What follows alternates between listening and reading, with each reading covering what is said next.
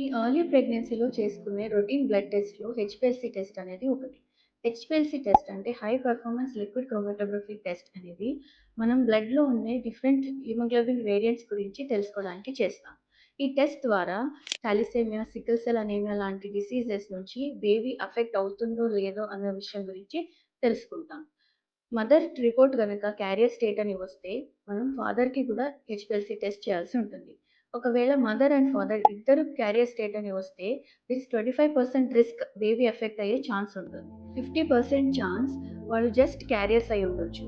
యూజువల్‌గా వాళ్ళకి ఎలాంటి సింప్టమ్స్ ఉండవు and they are mostly healthy.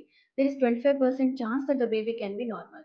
అసలు బేబీ ఎఫెక్ట్ అయిందో లేదో తెలుసుకోవడానికి ఉమ్మనీరు పరీక్ష అంటే ఆమ్నియోసెంటసిస్ అని చేసి మనం తెలుసుకుంటాం.